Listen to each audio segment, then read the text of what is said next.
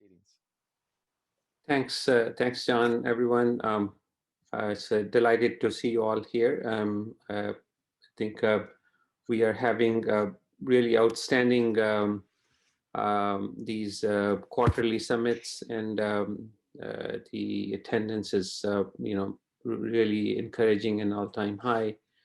And looking forward to engaging with all of you in both in person and virtual as we move along. I think as an update, we will have in July, if Megan, if you can move forward to the next slide.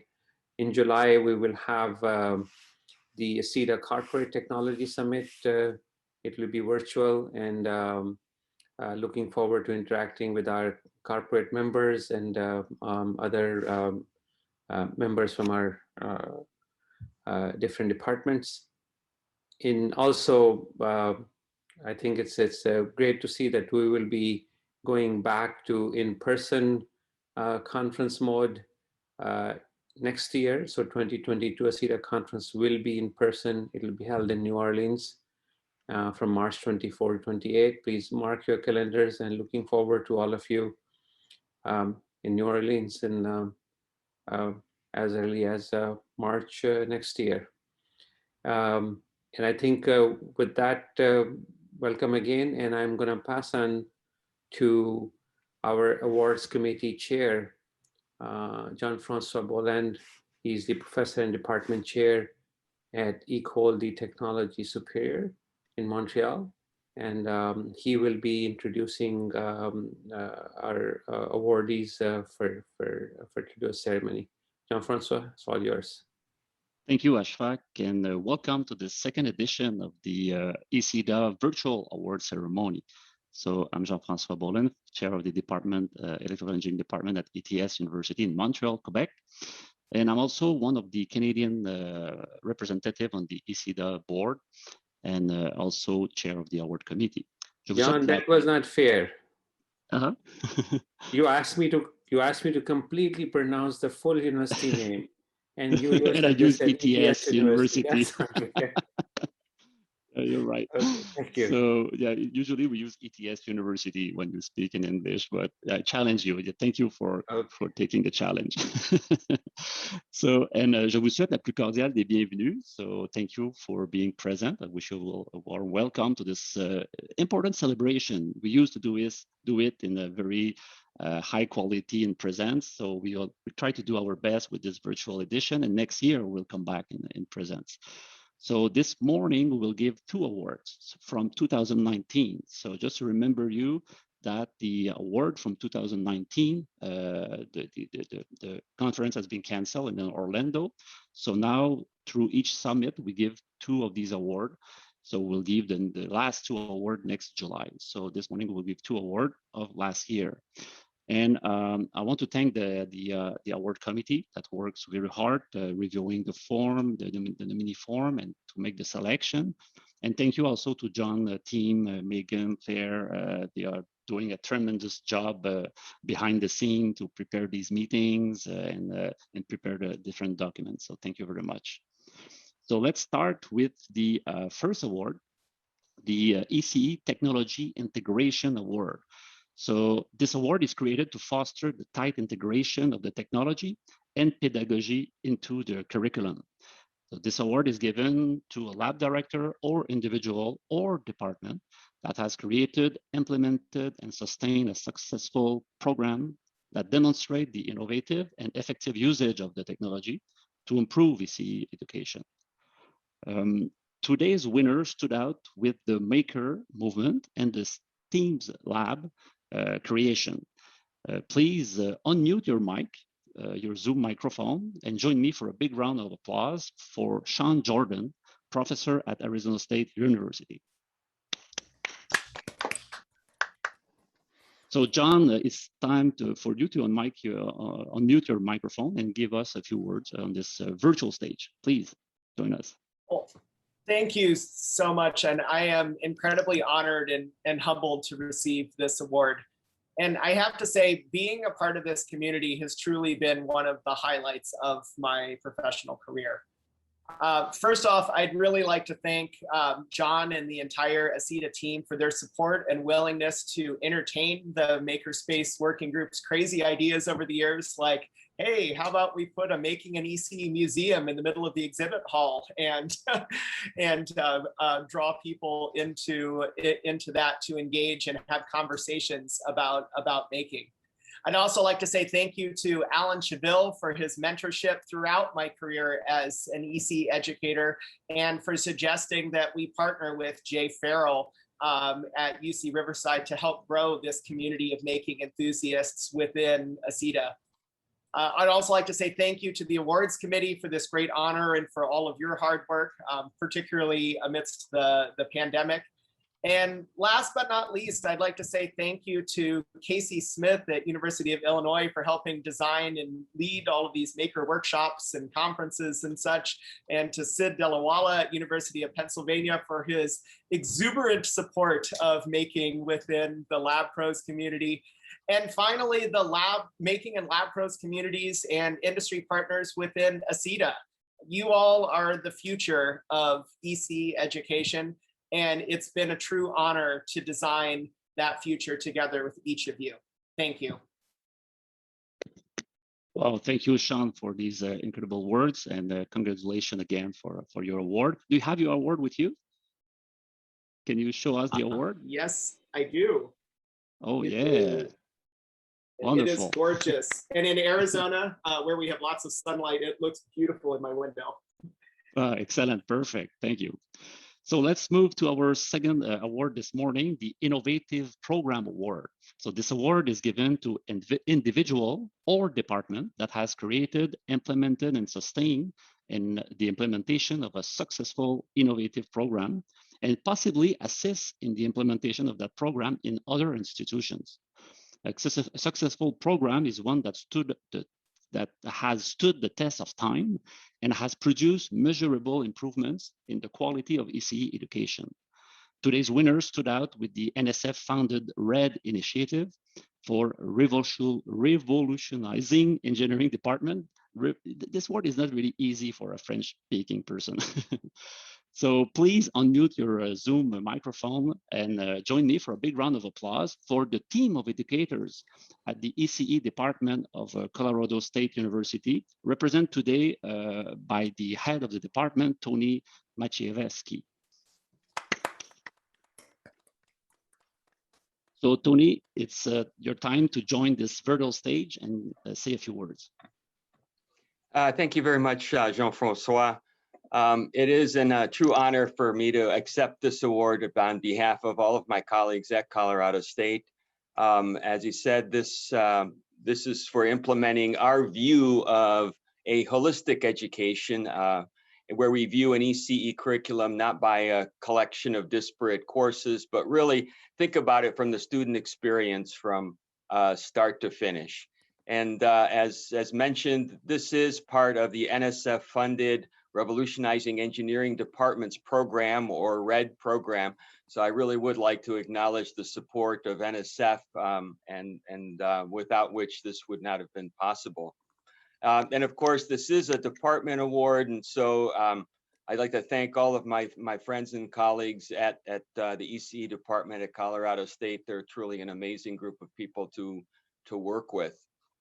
I'd also like to thank the other ECE departments that have received RED awards, those at Iowa State, Virginia Tech, and Embry-Riddle, because it's been fun going through that experience with them. And then finally, again, Jean-Francois and the entire awards committee, and John and his team for all the work that they put into identifying all the award winners this year. So thank you all very much. I appreciate it. Thank you, Tony. And oh, you have your award. Yeah. Okay. Thank you. It is not on your doorstep. Yeah, this is a stand-in. Perfect. Excellent. And a reasonable facsimile. And if I can share just an experience, thank you, Tony, because when I joined ECDA community maybe 5 years ago, when I become a department head, you were one of my first presentation that I attend at ECDA, and you really inspired me. And thank you very much and since that time, we share a lot of very nice discussions. So thank you very much, Tony, for this incredible project. It's a true pleasure, Jean-Francois. No, I must also add that being one of the Red awardees, I think Tony's award was one of the pioneering in ECE, and it was to me, it was a completely disruptive way of looking at innovating in curriculum, ECP curriculum, and I think it really set a great stage for all of us. And I want to add that Tony, maybe you forgot, there's a University of South Florida also got in a Red Award last year, so they are the 5th one. Yeah. Thank you, Ashfaq. Yeah. So this is the end of the ceremony. I just want to remind you that the next 2 awards of 2019 will be given next July at our next summit. So please be there. And now I will pass the virtual stage to Dominique Dagenet to present our next speaker of this emerging technology summit. So please, Dominique. Actually, I'm going to jump in here because it turns out that Margaret is receiving an award right now on another Zoom bridge, and she's going to be available in just about 10 minutes. So Dominic, if you can hold that introduction just for about 10 minutes, I'm going to let everyone refill their coffee cups and be back here in 10 minutes, and we'll stay right on track. Does that work for you, Magnus? Yeah, absolutely. I thought people were going to have way longer acceptance speeches. There are 80 participants so far. We can list all of them and thank them explicitly as a way of killing time. No, I personally am out of espresso, so I am going to embrace this opportunity. So if we could just get just a real quick break, and let's be back here in about just 26th, 27th after, and we'll kick it off again. Okay, excellent. All right, we'll see everyone in a few minutes.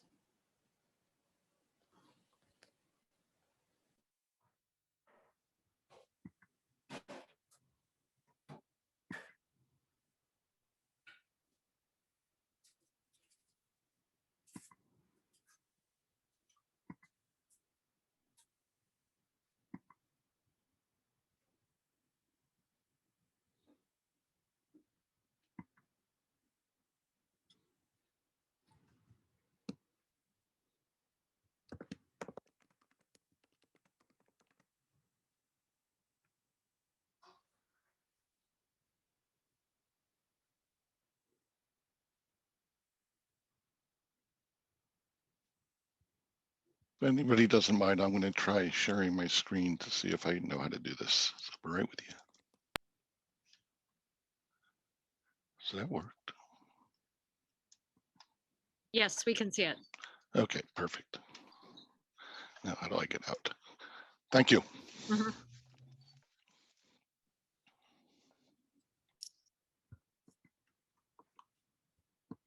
By the way, that's kind of baller, where when you're winning an award, so you just slide away from accepting an award to giving a keynote address at another Zoom meeting. That's rock star lifestyle right there.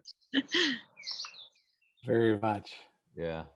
By the way, John, I don't know if you can see, but my office is completely cleared out now. Wow. Yeah. Wow. That's incredible. So Magnus, if you want to just let everyone know where you're headed and how we can find you.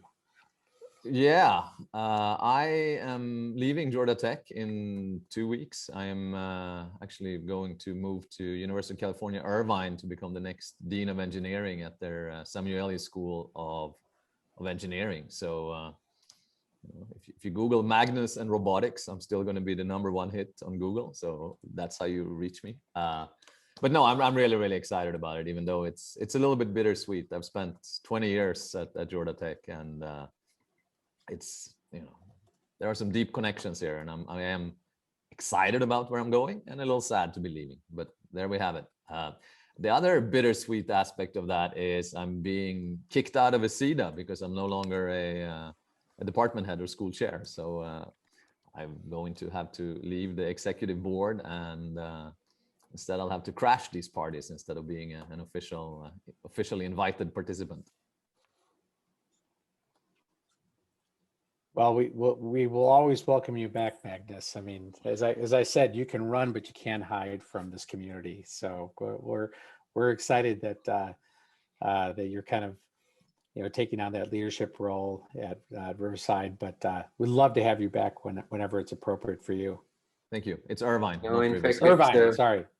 It's an honor for us in ESIDA that one of ours is moving on to bigger roles and bigger challenges, and it's great to work with Magnus, and looking forward to engagement even at the dean level, and I know that he will be very kind to ECE at UC Irvine. Thank you, Ashfaq. And in fact, one thing that I've really appreciated is the network that ESIDA provides, and because I've been on phone calls with many of you when I have problems or when you have problems. And in fact, me and Ashfaq has talked quite a bit when we've had similar issues that we're dealing with. So I'm going to miss a little bit I am going to miss that network. Mm-hmm. Yeah.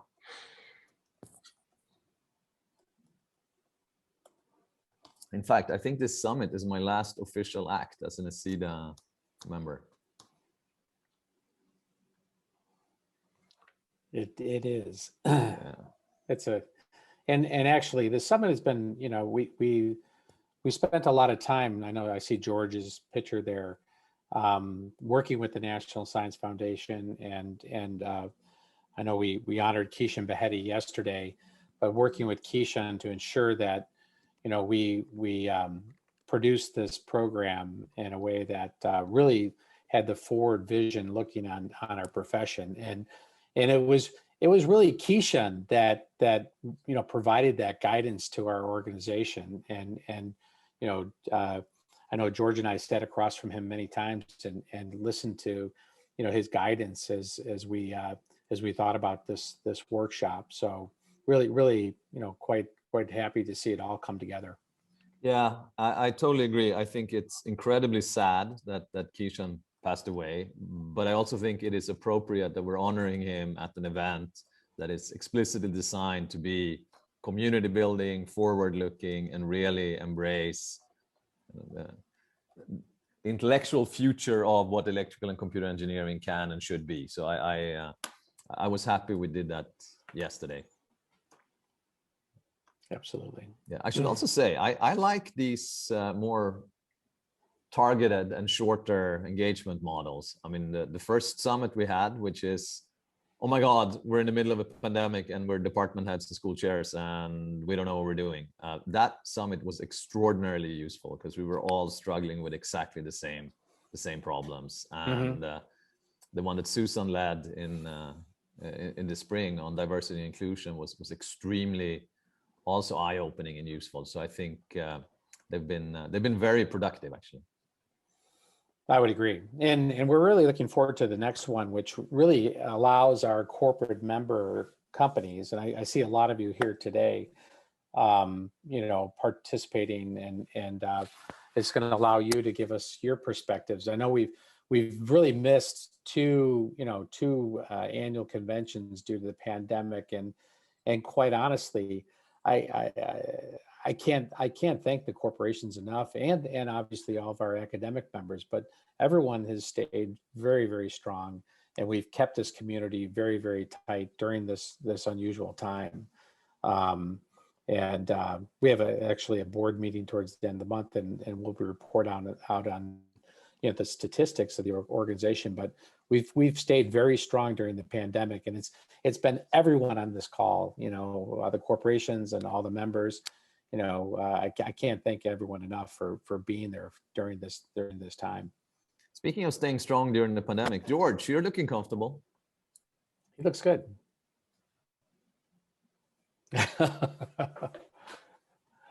We can't hear you, George. You've got to turn your mic on. Yeah, no, yeah, this is Athens for you right there. So I don't know if you can see it. Yes, I can see. Lovely. Yeah, beautiful, beautiful. So do we know if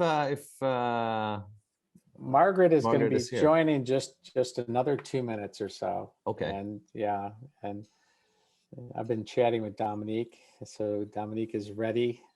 Dominique, you can unmute and say hello if you'd like.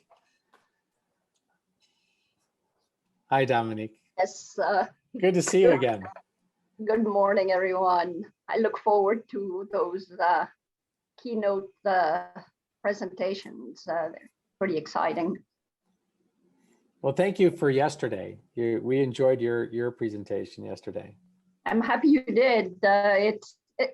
1 hour was only putting a very small dent in such a broad topic of discussion, but it was quite good. We had quite a bit of chat, communication, and discussion. So,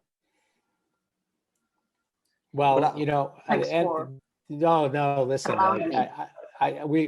we can't thank NSF enough for all the support that you've provided to our organization over the years. I mean, we wouldn't be where we are without the continued support and guidance from NSF. So, you know, thank you, Dominique. One thing I liked about both conversations or both panels yesterday is that it was not just the research side, but it was kind of a holistic discussion about research, curricular matters, how we organize ourselves, how we think about who we are. It was really nice that it spanned more than let's say just the technology piece. I really enjoyed that. Good. I think all 4 topics are quite fascinating. They're very dynamic and moving very fast in both the research breakthroughs, but also the changes in courses that are taking place. I actually learned a new term yesterday. That was George Papas who shared it. He called something a broccoli curriculum, which is, you know, you don't want to eat it, but trust me, eat it. It'll be good for you. So I thought that was funny. It's a better way of saying it's axiomatic, which sounds very technical. So might as well call it the broccoli curriculum. Yeah, that's good. Yeah. Okay. Let's see. But to be honest, that's how we teach math a lot of times. You know, trust me, eigenvalues are going to matter 3 years from now. So let's just learn them, which can't be the right approach. I think I see Margaret joining. Oh, outstanding. Great. Oh yeah, in that case, Dominique. Absolutely.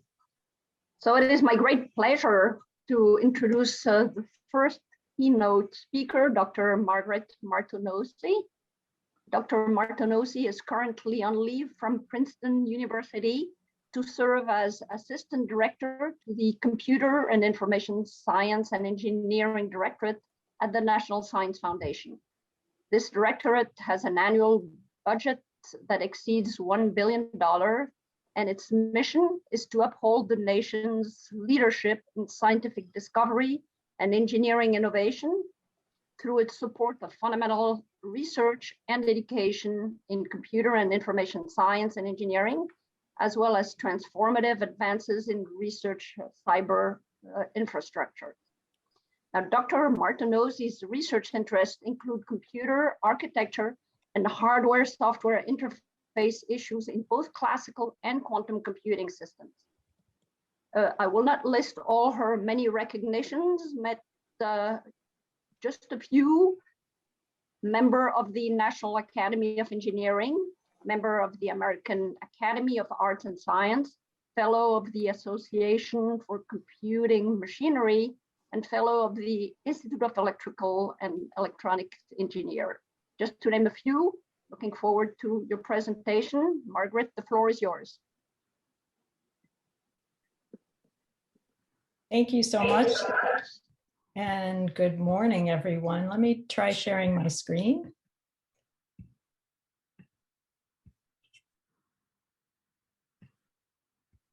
Can you see that?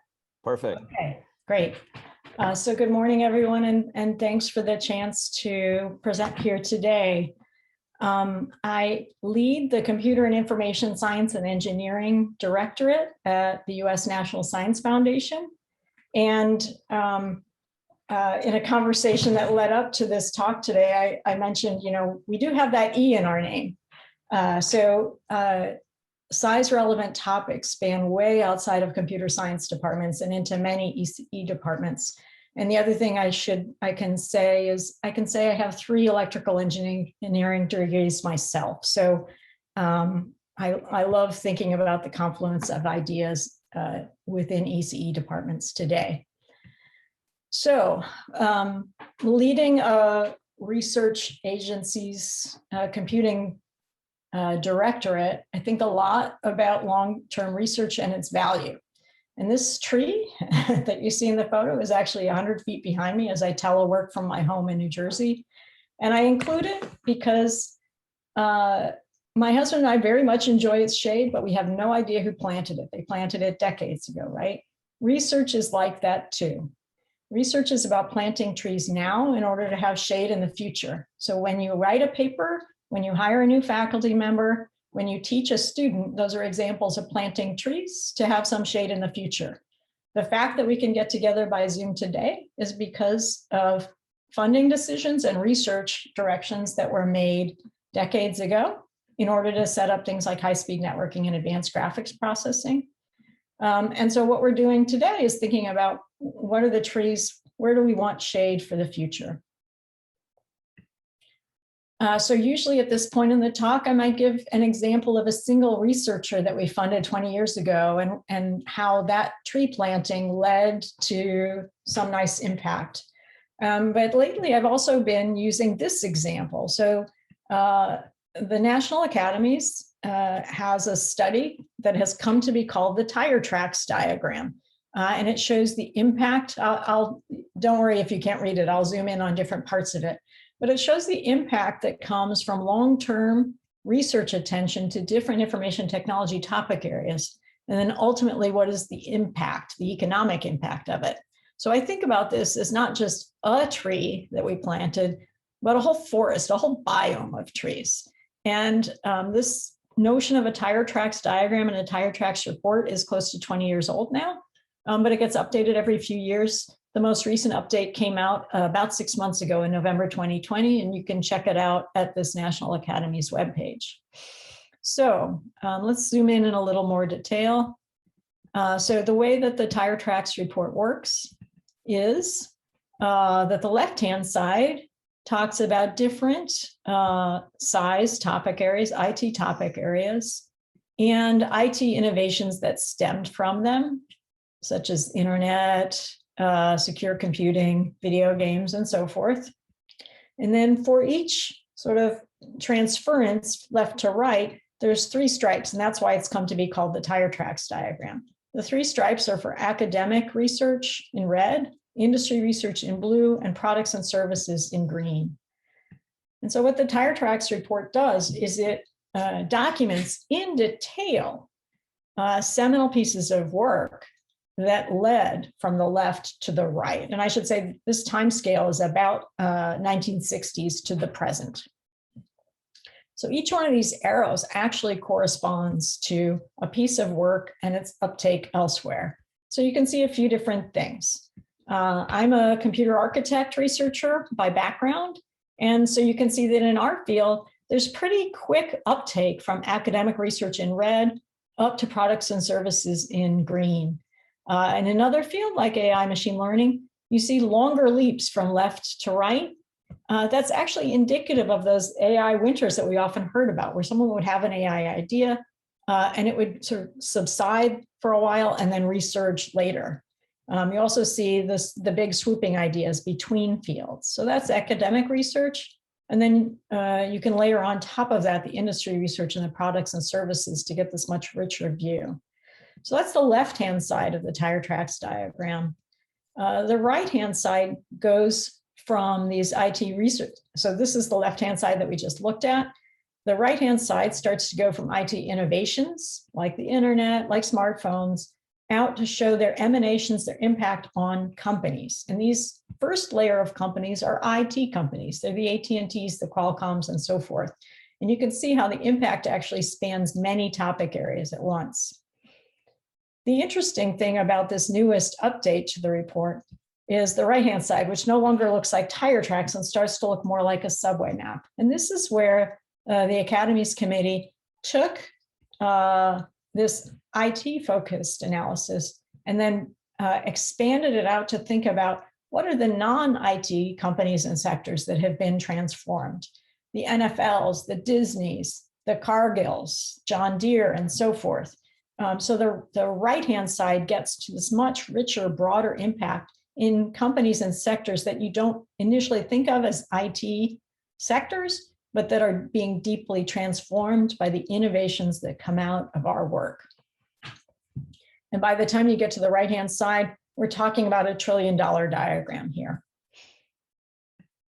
So this is an example of a tree of a way of portraying the many trees that have been planted by the research community overall. So now I'm going to dig into how NSF, the National Science Foundation, and SISE, the Computer and Information Science and Engineering Directorate, approach this exercise of tree planting. How do we see it for the future?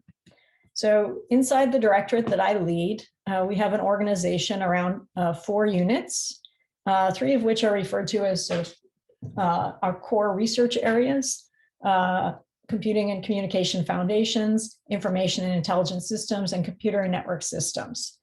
And the 4th of which, the Office of Advanced Cyber Infrastructure, is organizationally within SISE, and then has as its mission to make sure that the full scientific community, physics, math, biology, everyone has access to advanced cyber infrastructure on which to move forward on their research.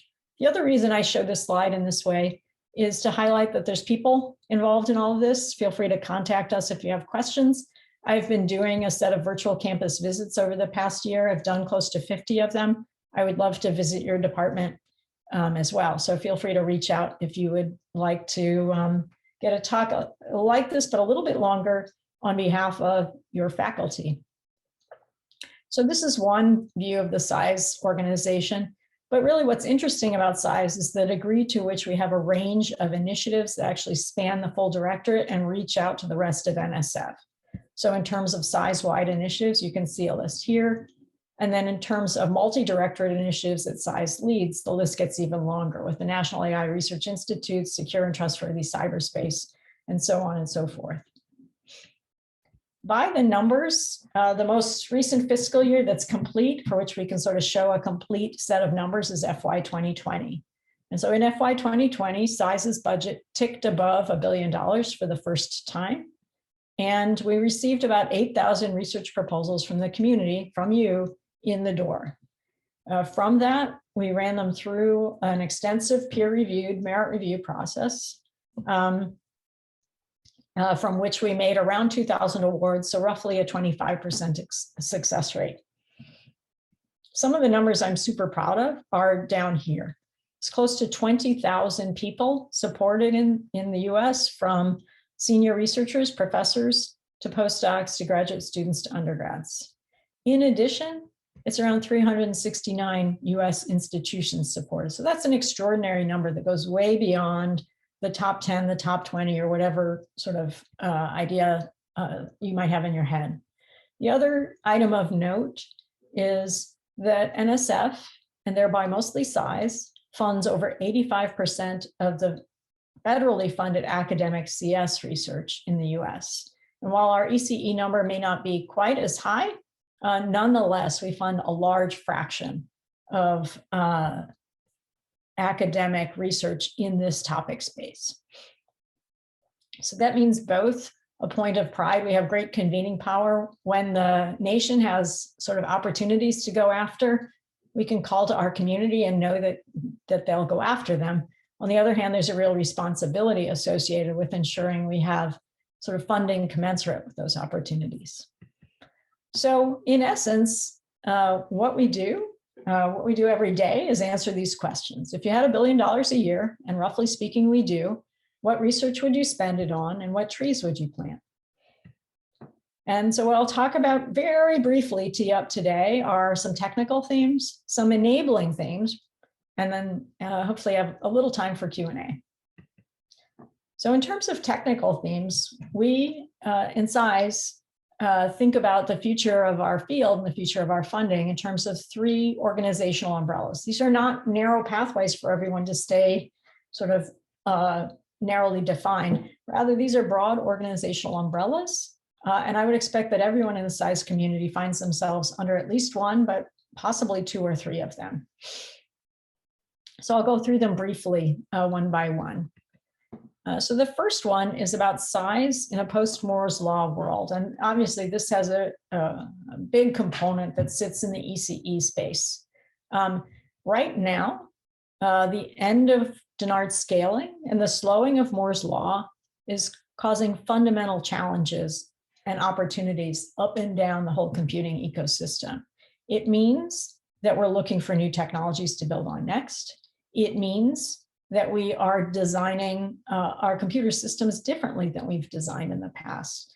And as we design them differently with more use of accelerators, more use of heterogeneity, it also means that the software layers that sit on top of that hardware are changing. So that's what I refer to as the seismic shift. It's because it's not just happening down low at the devices layer, but that it's percolating all the way up through the full stack.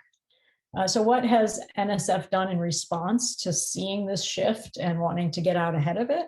Well, first of all, within the SAIS core programs, we have a Foundations of Emergent Technologies cluster, where if you have an idea on DNA storage or on quantum, anything where the hardware is sort of bringing new ideas to how the rest of the computer system will behave, FET can be an opportunity to go after. We also have a program called Principles and Practice of Scalable Systems that seeks to bring hardware researchers and software researchers together just to think about this seismic shift across the normal boundaries. And then aspects of our quantum and wireless investments also fit within this space. The second technical theme we refer to as the transcendence of AI. And AI is almost as old as electronic computing itself. But what's new now is the degree to which it represents an all of SAIS push in making it happen. It's not just about algorithms, right? It's about the availability and suitability of data. And it's about the availability of large scale, scalable systems on which to do the AI analysis, right? So that's an all of SAIS push to make it happen. And then likewise, it's transcendent out on the other side as well in terms of how it's impacting many different topic areas. So in this arena, NSF is the largest non-defense federal funder of AI research in the US. We invest well over $500 million annually, and the vast majority of that comes out of SAIS. And we do that through a range of different programs, most of which I can't talk about today. So we have programs where any proposer, any researcher can come in with an idea and propose it into our core programs and get some AI funding. In addition, we have larger hallmark programs that try to bring sets of researchers together at scale. And so one of those is the NSF-led National Artificial Intelligence Research Institutes program. August 2020, roughly a year ago, is when we launched the first 7 institutes, 5 fully funded by the US National Science Foundation and 2 funded by the federal government's US Department of Agriculture in the topic area of precision agriculture. So there's a few things we're proud of when we look at this rollout of the first 7 institutes. We're proud of the amount of the country that's covered, although obviously we would like to see more of the country covered by AI institutes, and we're working on that. We're proud of the different ways that different organizations are working together. So each one of these stars is the lead organization on a different AI institute. The squares in the same color represent the funded partner organizations in that institute. And the circles are additional collaborators. So for example, this star is for a University of Illinois Institute on Precision Agriculture. And in addition to a wide range of squares, for example, Tuskegee Institute in Alabama, there's a circle here for John Deere. So there's corporate engagement as well as academic researchers. So this is a start. This is a good start, but it's not enough. So in 2021, so fiscal year 2021, we put out a new solicitation, again, for more AI institutes, again, with this opportunities for both use-inspired themes that you see in green here, as well as foundational cross-cutting themes that you see in red here. And the new institutes in this round will be announced this summer. Across all of them, each institute is a $20 million investment over 5 years across those universities, with the goal of advancing both AI research and also advancing AI education to educate the next generation of workforce. And the third solicitation is stay tuned. In terms of the technical themes, the third technical theme that I wanted to touch on is SAIS's socio-technical frontier, the place where computer systems and human interactions meet. So this is basically a very broad topic area, thematic area, all around the idea that cyber-physical and cyber-human interactions increasingly shape our economy, our society, at all levels and in many forms. So that's health, that's connectivity, that's fair access to trustworthy information. And across a lot of this, I think we have a chance as a SAIS community to reshape computation, to bake in things that maybe weren't on people's minds 70 years ago when the first computers were sort of stood up, but that are on people's minds today, to bake in notions of equity, fairness, security, trust, and privacy as we use these systems in extraordinary different ways around our economy, around our lives. So you can see some of the highlights of this socio-technical frontier space. We recently rolled out a new program that's a collaboration between the SAIS Directorate and our Social, Behavioral, and Economic Sciences, or SBE Directorate, around the notion of designing accountable software systems. So what does that mean? That means that right now, jurisdictions like California or the European Union have particular data privacy policies or laws in place. But how do we know that an underlying network or an underlying computer system is actually abiding by those kinds of policies? DAS is about bringing together legal and social science researchers with SAIS researchers to work across that boundary and to see that the goals from a policy or legal standpoint are upheld in the software underneath. You can also see other examples throughout our portfolio, both in terms of program investments and also in terms of workshops and studies that are being done. So those are technical themes, and that's great. But in order to make progress on technical themes, you also have to think about other enabling themes. And I call these the how to get there themes. So clearly budget and program portfolio is a part of that.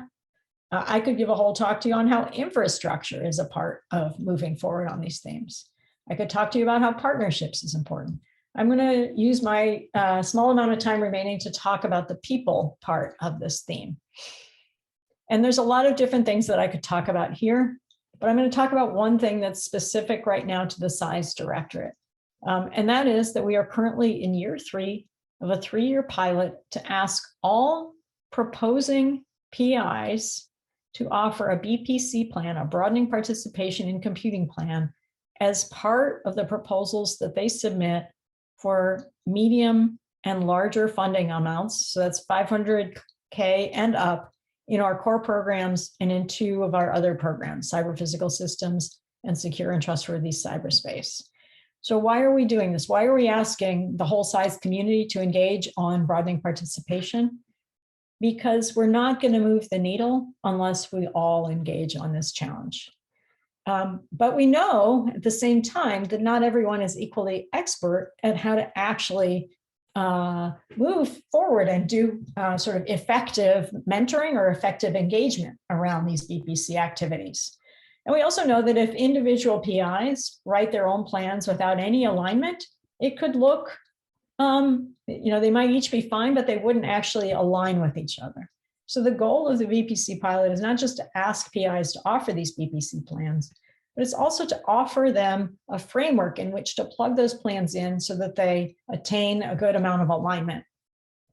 And in particular, the framework that we're offering is that individual PIs can plug into a department or campus level plan for BPC, or they can select from a menu of national level resources and plans. And so for you as ECE department chairs, it's not that, in some cases, ECE departments are choosing to write their own ECE BPC departmental plan, and then their faculty plug into it. In other campuses, there's a campus-wide BPC plan that spans the CS department, the information school, the ECE department, applied math, and so forth, and they all plug into it across those departmental boundaries. So how do we actually stand up these orange and blue resources to help the PI community together move the needle? One thing that NSF has funded is bpcnet.org. You can think about this as a resource portal, as a go-to spot for getting ideas about how to do BPC plans, both at the individual PI level and at the department level, and to get a menu of ideas of what to do on BPC. So a lot of people, when they think about broadening participation, they think about getting an undergrad into their lab. And that's great. It's always good. I would never say anything against it, but I'm going to encourage you to think broadly beyond that.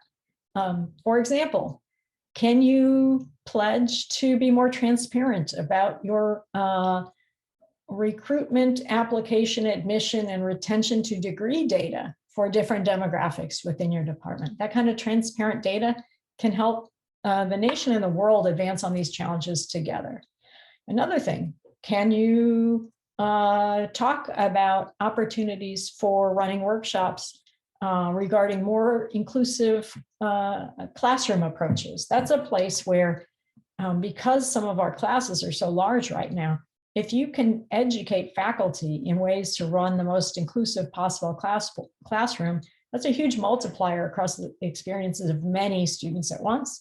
That can be a high leverage way to broaden participation. So that's my quick whirlwind tour, a bit on technical themes and a vision for the future, a bit on the enabling themes, the how to get there themes. And I try to end with this slide because NSF is an extraordinary organization in the degree to which it welcomes the PI community to come in and join us. There's a huge flow back and forth between NSF and the research community. So I am a rotator from a university faculty position, as are many of my colleagues. In addition to that kind of engagement, you can serve on NSF panel review processes. You can share with us your research triumphs. Email us. We'd be happy to highlight it where we can. Obviously, send us your great proposals, engage in proposal writing workshops, and then also help be an advocate for your students as well. In today's world, there's a lot of opportunities for students to go out and work in corporate internships. We want to make sure that they also know about RAU opportunities that will help them see other career pathways that might be of interest to them.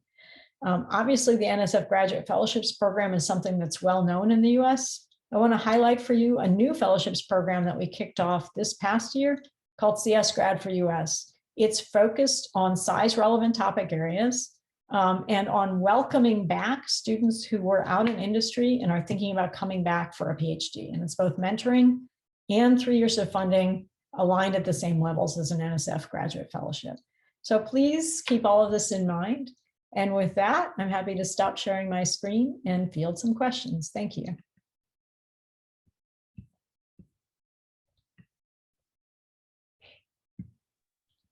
I think I see George with his hand up. I guess I will call on people.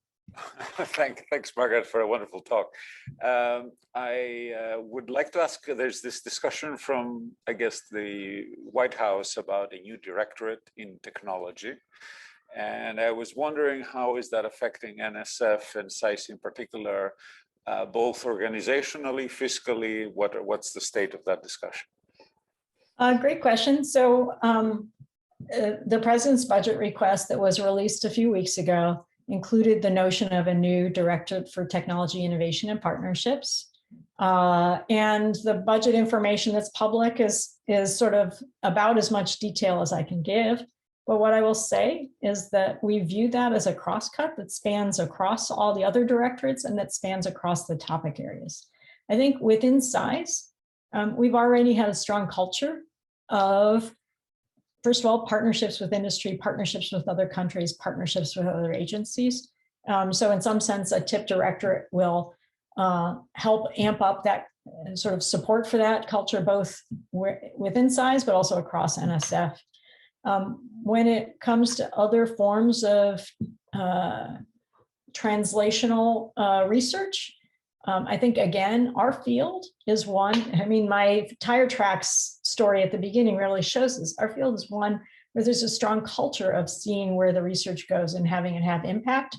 And so we view something like a TIP directorate being supportive of that, but in a cross-cutting way that doesn't reshape too much of what we do, but rather help support what we do. Thanks. Great question. Thank you.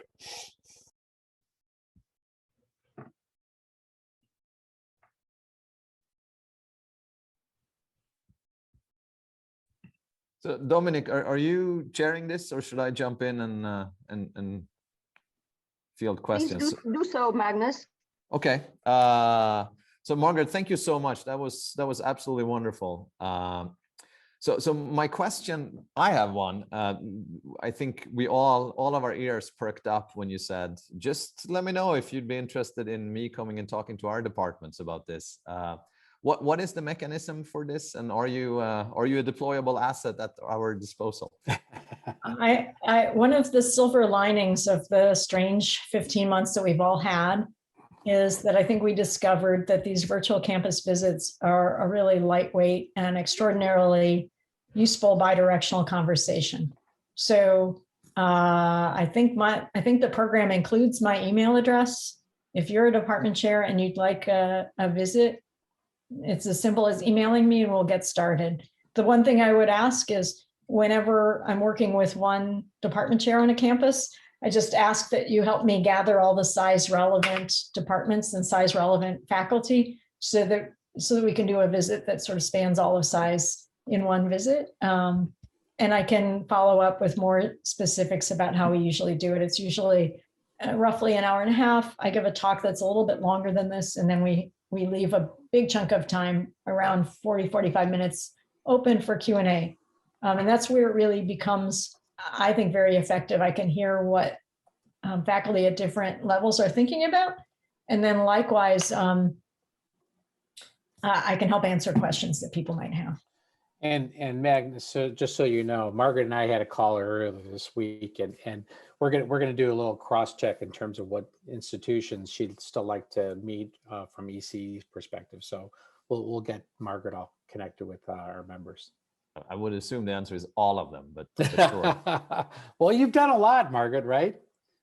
You've done a lot of virtual visits. It's around 45, but gosh, there's a lot of schools in the US, so yeah. I'll keep going. Are there any more questions for Margaret?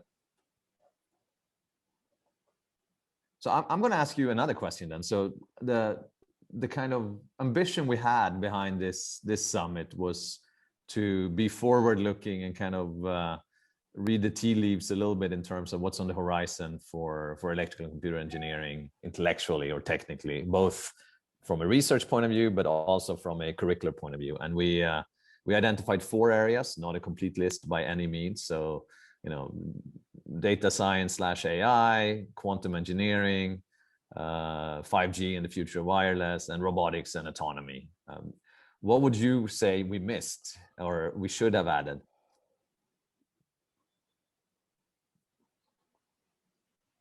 Or maybe we're complete. I think that's a pretty good list. I think there might be some emerging technologies beyond quantum. Yeah. Right. So I think that the results coming out on DNA storage are just endlessly fascinating to me, and there might be more there. So non-traditional technologies besides quantum. And then I think curricularly speaking, I think one interesting thing is, in our line of work, we have endlessly talked about end of Dennard scaling, the slowing of Moore's law and so forth. I think there's an awful lot of the general public. I always point to my taxpayer neighbors, the general public, but also within our community who think that that's going to be an impact that sort of stops at the hardware software interface. And they're not realizing how that's going to span up into the other layers. And I think that impact needs to shape curricular directions as well. So I put that in there. Yeah, so I see. Well, let's do one more question. So Mingyan from Michigan has her hand up. So Mingyan. Hi, Margaret. Yeah, I have a quick question going back to your comment on BPC. So the pilot is for size programs. Do you think eventually some of this will be picked up by other directorate as well? Computing is becoming, critical part in a lot of the physical science research as well, even though, the proposal themselves may not come through size, they may go to their core programs. Do you see that happening? So I think when you look at NSF's priorities and vision, there's a ton of different efforts to move the needle on broadening participation in computing, broadening participation in STEM.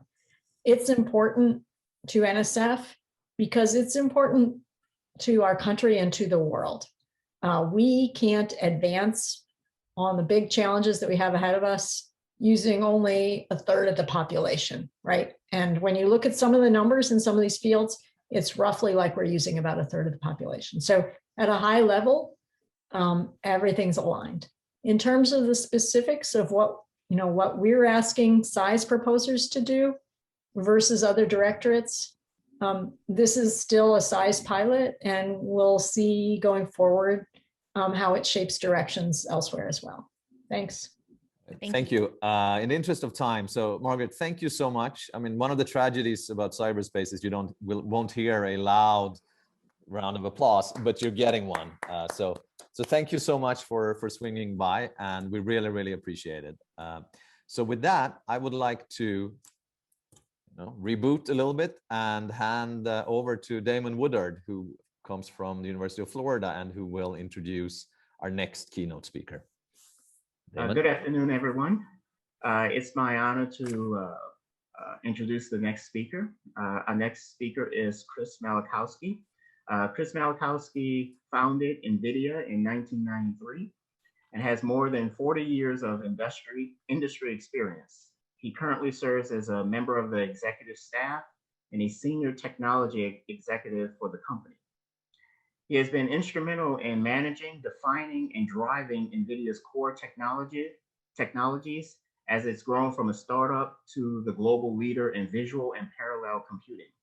At NVIDIA, Chris has led numerous functions, including IT, operations, and all facets of the company's product engineering. And most recently, he was responsible for NVIDIA's research organization, which is chartered with developing the strategic technologies that drive NVIDIA's future growth. Prior to NVIDIA, Chris held engineering and technical leadership positions at HP and Sun Microsystems, a recognized authority on integrated circuit design and methodology. He has authored close to 40 patents. He holds a Bachelor's of Science in Electrical Engineering from the University of Florida and a MScs degree from Santa Clara University, where he's been honored with a Distinguished Alumnus Award. So without further delay, Chris Malachowski. Hi, good morning. Let me get to sharing my screen. Hopefully this works again. Can everybody see that? Perfect. Yep. Okay, well, thank you, Damon, and the Summit committee folks for inviting me to talk. I'm a little intimidated following Dr. Martinosi, but I'll do my best here. Let me just give you a brief outline of the talk I plan to give. First, I'll briefly introduce NVIDIA from a perspective of what I think differentiated us and helped us grow from a provider of PC graphics to a full stack accelerated computing company. That's really been vital in the AI revolution, I think, and helped turbocharge a broad range of advances in scientific applications. Now I'll address the 4 focus areas of your conference. With each, I'll give you some idea of what we see in that area and give you some idea of the types of things NVIDIA can help provide to you to help explore and teach in those arenas. I'll touch a little bit on an area of common interest, which is workforce development. And then at the end, I'll say a few remarks about my relationship with UF and a computer gift I was part of. Okay. So where we came from. So I am not a founder, I'm a co-founder. There were 3 of us that started NVIDIA. We started back in 1993. And we entered the PC consumer marketplace with an idea that we were going to fulfill the vision of one of the industry initiatives, which was to build multimedia computers. Our idea was we were going to basically put a game console on a card and provide the hardware and software to make that a reality. The card on the left, I assume it's your left, is our NV1 card that we produced the silicon. We were an ingredient in somebody else's product. But this card supported 2D and 3D graphics, wavetable audio, digital joystick control, and a few other things. We had this, this vision that we thought was pretty clever. We were going to help the PC consumer improve their experience. You buy one card, you download one driver, and you're off to the races. You play your games, you run your Windows. The 3.0 or whatever the old operating system was called, and all be great. The game developer, gosh, they'd see a single platform to go write code against. They'd be able to focus. The least common denominator would be raised, and all would be good. And this is a really pretty compelling story at the time. It was differentiated. It was bold, and it afforded us the opportunity to go in to see all the big OEMs, the Dells, the HPs, the Microns, and so forth, to let us pitch to them to see if they would be interested in OEMing this card. Because the nirvana for a PC card guy was to have an OEM relationship, not just sell retail. So we got invited in, and they listened to our pitch very, very politely. And then in no uncertain terms told us there's no way in heck we can buy this card. It's like, what? Well, the reason was actually quite obvious in hindsight. These guys had been buying graphics card. There was somebody at Dell, let's just use Dell as an example, somebody at Dell who was responsible for graphics. He had a budget, he had some real estate, he had some power budget. He focused his whole life on buying graphics. But there was another guy or gal who bought audio. And had this their budget in whatever, and there was somebody else that dealt with the other peripherals, and there was really no way for Dell to buy a card that did everything. It just didn't work in their corporate structure. The other thing that was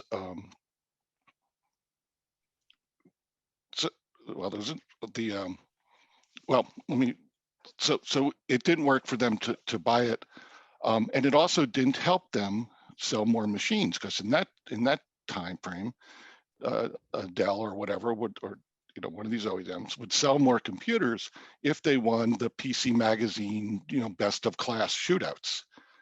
And where we were introducing new capabilities, this 3D, the shootouts were based on 2D, and 2D in our device hadn't improved from the last generation. It was basically on par with the previous generation. So they wouldn't be interested in buying this no matter what new capability showed up, unless we helped them sell more computers. And because we wouldn't win the 2D graphic shootouts, we were uninteresting. Well, I bring this whole story up to illustrate what I think has been one of our secret sauces to success. And that is, and then we got this early on before we ran out of money and went out of business, that our success was only enabled if our customers succeeded. We had a focus on the coolness of our technology for our benefit and the benefit to Dell's customer, not Dell, but to Dell's customer. And we had completely forgot that we had to first sell to Dell or HP or Micron or whatever gateway to succeed. So that perspective that our success is inexplicably linked with the success and advancement of our customer turned out to be a perspective I think has been really powerful for us. After NV1, we quickly realized that the world was moving in a slightly different direction. The type of graphics that we had done was not the type of graphics that the Microsoft and their graphics APIs were going to settle on. We were doing forward texture mapping. The standards were going to move in an inverse texture mapping, Z-buffered way. So we had to change our focus. And from this point forward, we focused maniacally on improving the performance and the look and feel of graphics, of both the 2D and 3D graphics. And eventually, this led us to become what has turned out to be the highest volume parallel processor, I think, in history. High performance one, at least. I mean, at this point, we've shipped over, well, last year we announced about a year ago that we've shipped over 1 billion CUDA enabled, which is our parallel processing interface, CUDA enabled devices since we introduced the first one in 2007. And I know something about our volumes, and my guess is, you know, a year later, we've probably doubled or tripled that number. Okay, so if I figured I'd introduce the GPU, and it's, you know, it struck me there's a number of ways I could do it. This list is a summary of some of them. And instead of picking an individual way, I think collectively this list conveys a perspective on how we really actually got here. You know, at the core, computer graphics is all about simulation. Let me see if I need to, give me 1 second. Is really about simulation.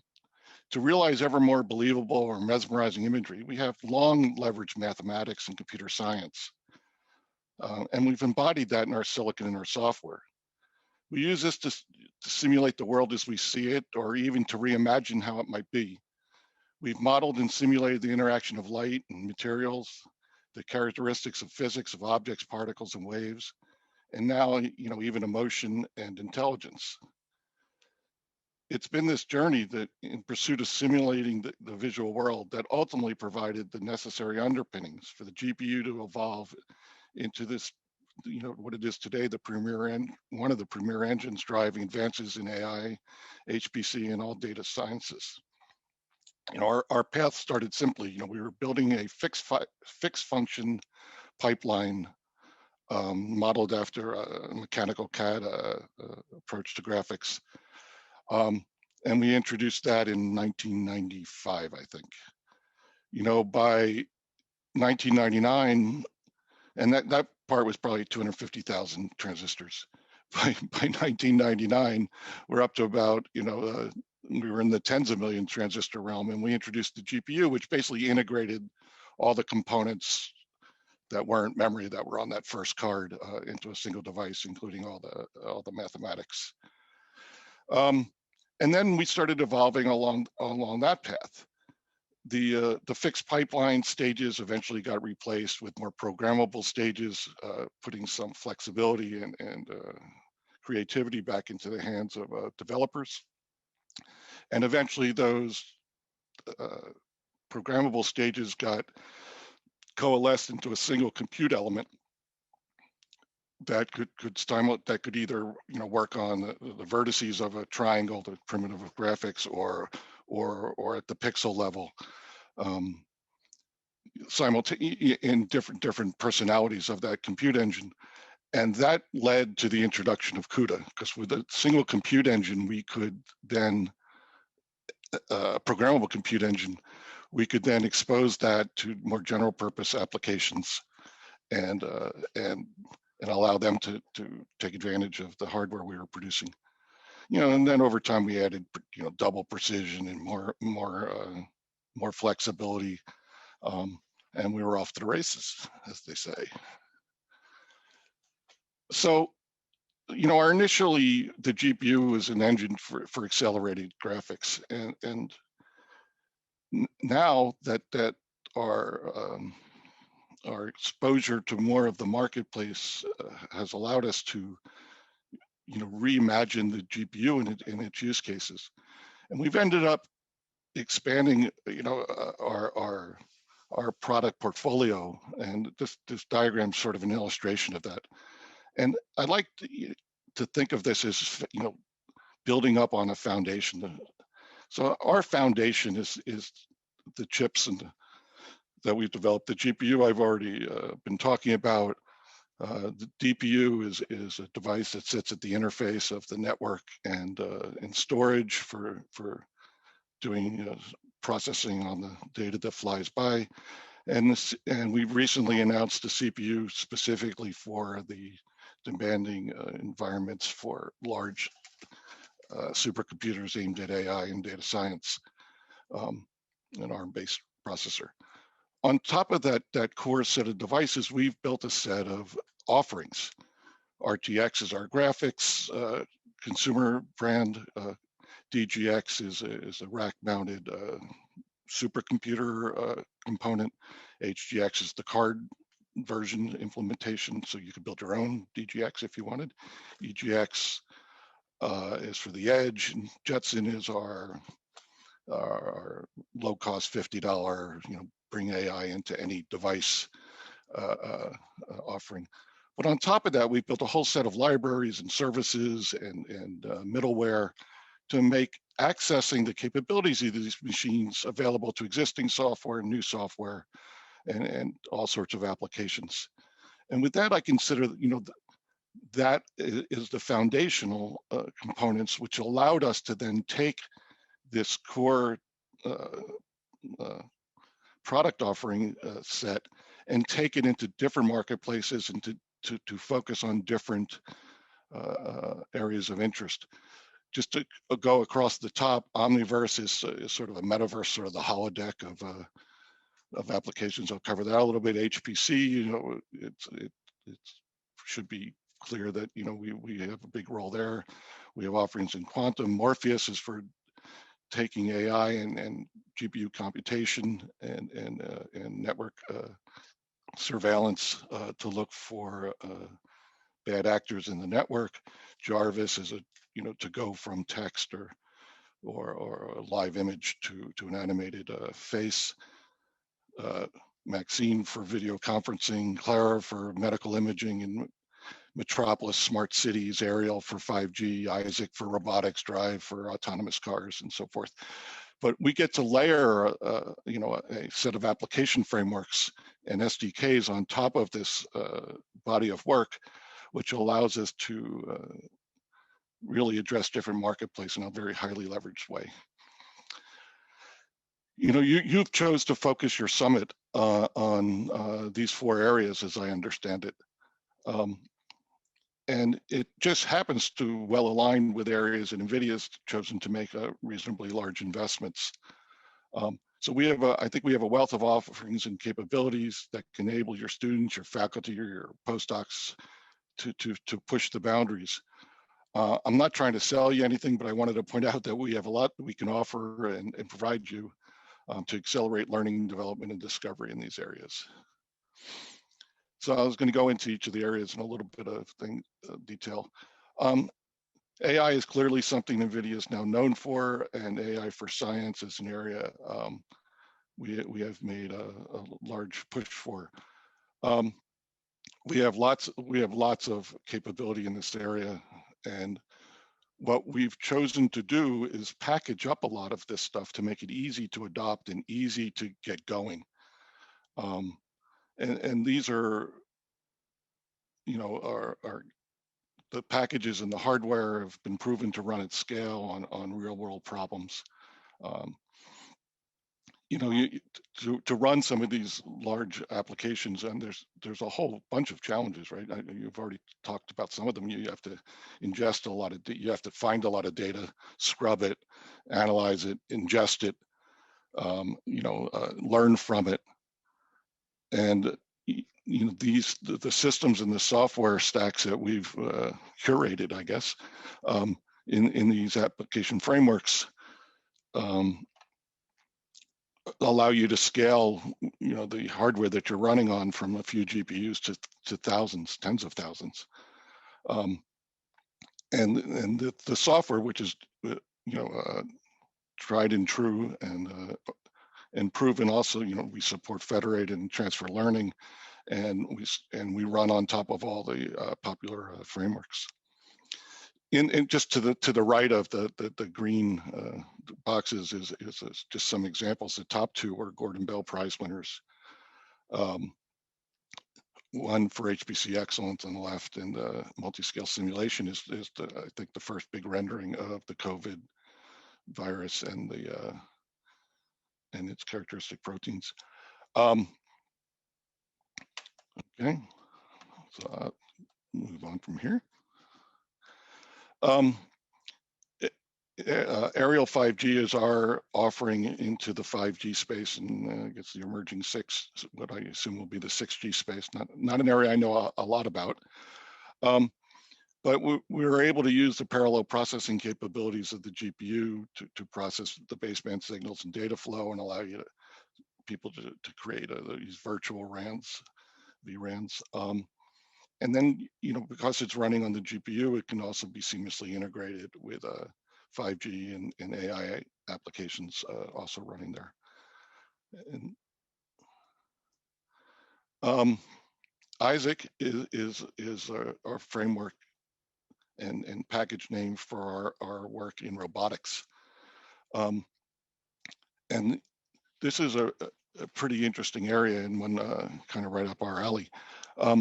So this offering includes both, an engine for doing the application, the robotic application work and scheduling, a set of libraries and algorithms already coded, for fast uptake, some example applications, as well as what turns out to be a physically accurate photorealistic simulator with repeatability and determinism that you can use to pre-train robots. And with our libraries of motors and actuators and sensors, literally you can go directly from the simulation environment, download into the robot and run. And this is pretty powerful. You get to train, many times real speed. You could do many, zillions in parallel. No one gets hurt. It's a pretty powerful environment. And a lot of this stuff, and I bring this up as a little orthogonal to your focus areas, but we've created something we call the Omniverse. And this is basically a virtual metaverse, encapsulates a real-time cloud-native, path-trace, physically based, high-performance rendering engine. And it also includes a number of high-performance simulation engines that are all deterministic and repeatable. All this is built in an extensible architecture, and it's built around an open standard data interchange framework called USD. In it, you can support simultaneous virtual and worlds and numerous users. It supports live updating, has AR and VR input and output. It's really an amazing platform, and it's the first of its kind that I know of. And it's really aimed at design collaboration and development and usage of this concept of digital twins. But for you guys in an educational setting, at least in my mind, I think the applications are endless. From virtual co-designing to massive simulations, visualizations, to training of robots and AIs, to modeling and analyzing real-time events. it's in a free open beta now, and I think you and your faculty might want to give it a spin. So with that, let me do a quick video on this video twin idea. Hopefully you can hear that. High-resolution weather simulations, as provided by DKRZ's icon code and vast amounts of observational data, allows us to determine the state of the Earth with unprecedented fidelity. But exploring and working with this data can be a challenge. Technologies like the NVIDIA Omniverse ParaView connector allows scientists to interactively analyze weather and climate data in 3D, to combine information from multiple sources, and to explore what-if scenarios. This takes us ever closer to a realistic, interactive digital twin of the Earth. Let's look at two examples. In August 2019, Hurricane Dorian developed into a massive Category 5 hurricane, causing over $5 billion in damage in the Bahamas and the southeastern US, with sustained winds of 185 miles per hour. Viewing high-resolution simulations like these integrated forecasting systems simulations in Omniverse allows scientists to analyze the behavior of storms such as this in detail, interactively, and in full 3D. This not only aids in understanding the physics of weather systems, but also allows inaccuracies in models to be identified and refined. With the Omniverse ParaView connector, visualization modalities of ParaView, like streamlines, become available within Omniverse, and can leverage the RTX renderer or be fused with data from other sources. These sources can be static, or computed on demand, such as mapping service, surrogate model, or an AI-informed physical model. Here we show AI-based image segmentation of satellite data, which was used to detect flooded areas and to classify land use before and after Dorian hit. The network performing the segmentation can run as a service and be triggered on demand. Once we have interactive access to all this Earth science data, a next step is to play through different scenarios. On-demand evaluation of surrogate models or access to real-time physics engines can help exploring the impact of our actions in this virtual world.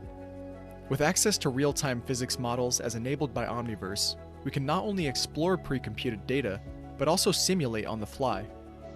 Here, we use real-time fluid dynamics simulation to show the vapor plume emerging from a cooling tower. A user can quickly explore the impact of the plume, depending on the wind conditions or the steam output. Similar models can be used to interactively explore the dispersion of aerosols or contaminants. NVIDIA Omniverse is a powerful platform for massive-scale digital twin simulation. We're excited to see where it takes us next. Okay, so moving on from there, in the interest of time here, we have an offering in the quantum area, not an area I know a lot about, but I think we're able to accelerate device simulation pretty remarkably. And with the way the complexity scales with qubits, I think this capability will likely be welcome for students and researchers. So move on from there. You know, in NSF's focus areas, and you know, NVIDIA has made a large set of investments. Many are foundational, and we were able to offer you know, advances and capabilities to the marketplace and into your departments. And I think these are areas that you guys might want to have a conversation with us about and see what we can do to help. On the besides just product offerings, we also offer a lot of things that are both enabling you know, aimed at enablement education, easing the burden of acquisition. And we actually have a pretty large learning organization. We call it the Deep Learning Institute, with a large number of coursework and teaching kits. We can provide information to run a semester-long course, or just have modules to fit into an existing course. We have self-paced training, online modules. Our GTC conference, which was just 2 months ago, excuse me, trained a lot of people, but its assets, both the courses, the videos, the talks, the industry presentations are all captured online and available offline. And numerous other programs, discounts, grants, support for startups, etc. I'm going to skip the slide on hackathons in the interest of time, but I think this is a great way for you and your students and your faculty to accelerate the performance of interesting codes and expand your influence. To end, I just wanted to say a little bit, and whether you know it or not, but myself and NVIDIA ended up gifting to the University of Florida a pretty large AI supercomputer. And I think in the story of this gifting and what it's amounted to is something I think everybody, all of you, could take away something. So I thought I would just spend the last few minutes talking about it. Well, one, let me just say I was a reluctant donor. I knew I wanted to do something, but nothing really appealed to me. And my wife was pretty clear. If I'm not jazzed about it, we're not doing it. So I waited and waited and waited. And UF was pretty patient and kept me engaged. They shared, where their problems were, what they wanted to do, and then at some point last year, I guess it all came together in my head, and I saw how I could solve for all of it like a good engineer. And so we decided we would give them a gift of a supercomputer. NVIDIA decided to back me, match whatever I wanted to do. But in a non-traditional approach, I think, even though it was the engineering department that was doing, was courting me and working on my softening me up, I guess, I actually chose not to give it to the engineering department. I chose to make the gift to the university itself.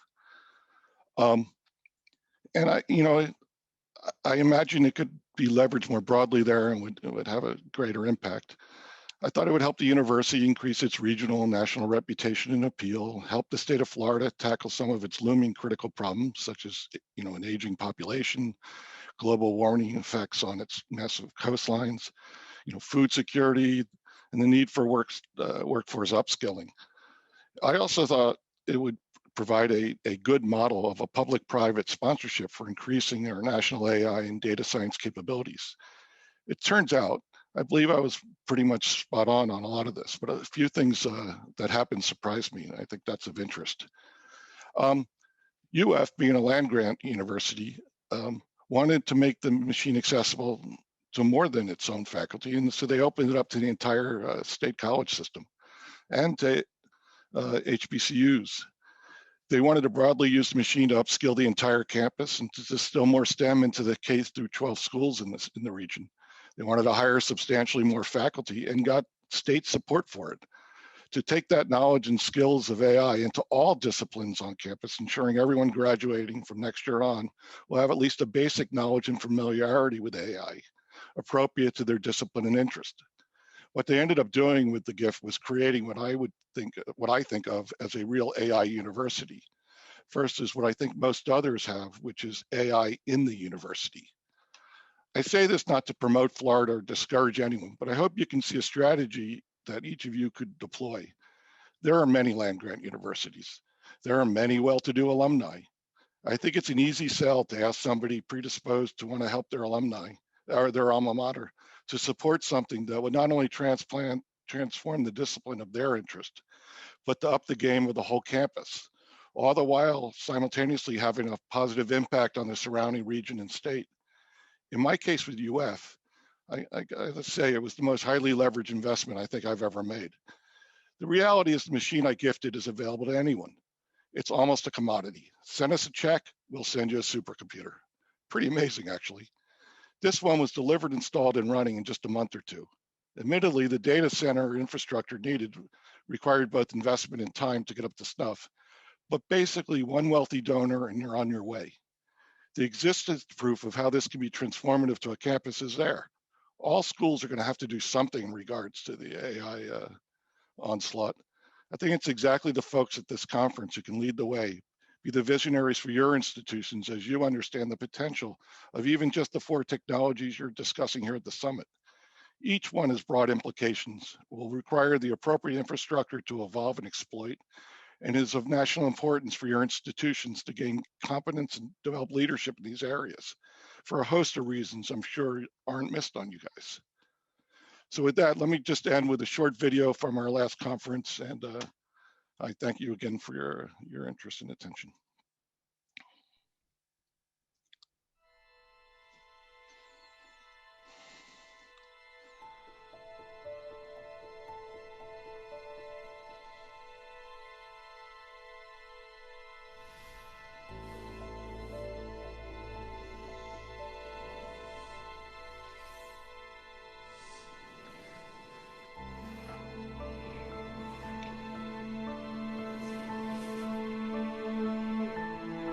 I am a creator.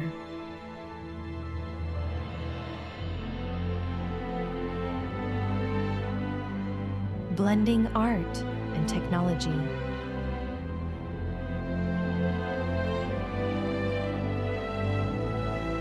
To immerse our senses.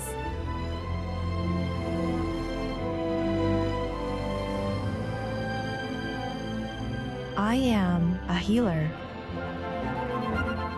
helping us take the next step and see what's possible. Wow. Can you really see? Yes. Oh, I am a pioneer, finding life-saving answers.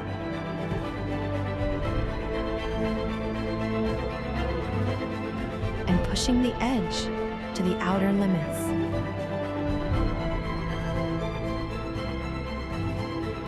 I am a guardian, defending our oceans. Roger that, fly by inbound. And the magnificent creatures that call them home.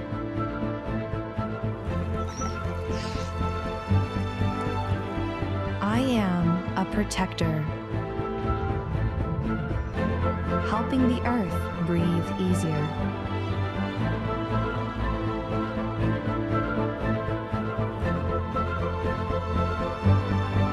And watching over it for generations to come.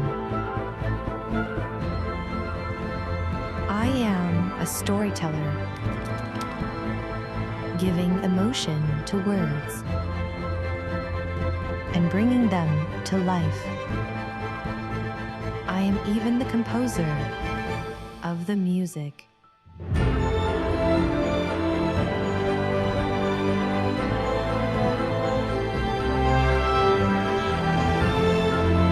I am AI, brought to life by NVIDIA, deep learning, and brilliant minds everywhere.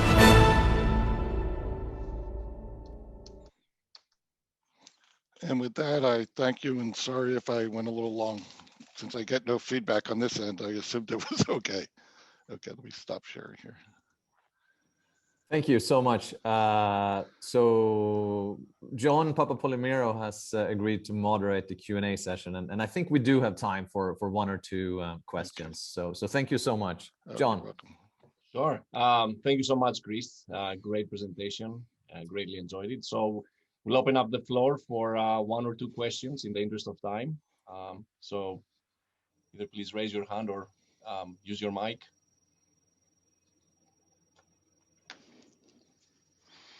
Magnus, you have a question? Yeah, I always have questions. So yesterday we spent quite a bit of time debating physical models versus data, and how do we strike that balance, and what is appropriate when. What's your take on this Newton versus data divide, or if it is a divide? Yeah, well, one, I'm not sure I appreciate it at the level you guys are discussing it, but my experience is that when you start with a model and a simulation of something versus the physical thing, it often falls short. and it's not right. But you got to go down that path. You got to learn what you don't know, iterate and improve. And at some point, the efficiencies and the insights gained from having something that you can iterate and change and tweak and present all sorts of different circumstances outweighs, I think, the benefits of the physical model. I don't think it eliminates the need for the physical model, but my experience has been, once I started down that path, eventually I was pretty glad I was there. I got to believe for the sciences, there's some disciplines that are far down the path of a good model, and there's others that are just starting. I think it's inevitable and likely that the model path will be easier to replicate, easier to disseminate, and will win out. Probably not exclusively, but practically. So, without having anything really to draw from other than intuition, that's my take. Okay, thank you. May I ask a question? Quick question. Yes, please go ahead. Thank you very much, Chris, for really impacting so many people on the planet for so many years now, and the potential that you created. A quick question relates to digital twins. How many examples of digital twins do you have already? What is the impact and the direction in digital twins that you envisage? Well, from where I sit, which is semi-retired, I can't say I know the full portfolio of twins, but we have used it extensively inside the company. I mean, we have we use it for all sorts of robotics and AV uses for our drive product offerings, which are aimed at the autonomous vehicles.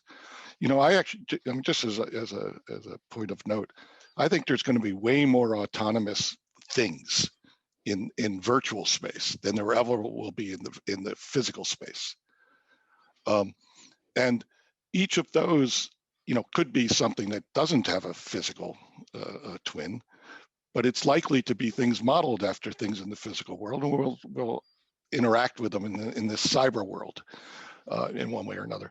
I think this is transformative in the architectural world and building world, product design world, which of automotive is just an example of.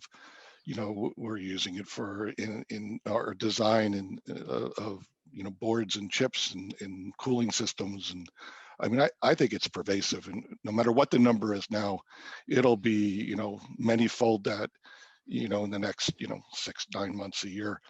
I saw at the our GTC conference, Jensen, our CEO, my partner, had a conversation with one of the guys from I think it was Adobe, about one of their design products aimed specifically at digital twins, of trying to enable that market, that marketplace and that capability. I think it's a big deal, but I can't give you a specific number. But I believe that the opportunity to be transformative to a lot of industries is sitting right there. Thank you very much. Yeah, thank you. So John, I am going to exercise the chair's privilege here and move on. So Chris, thank you so much. That was great. One of the tragedies about cyberspace is that you don't hear the resounding rounds of applause, but you get one at least. Really appreciate it. Thanks, Chris. And we are indeed 15 minutes behind schedule. So we were texting each other a little bit and decided that everything is just delayed by 15 minutes. So that's how we're going to approach everything. And following the same model as yesterday, we will now be treated to a breakout room option down in the lower bar of the screen, and pick the breakout room and see you in whatever breakout room you end up going to. So see you in a sec. Thanks, everyone.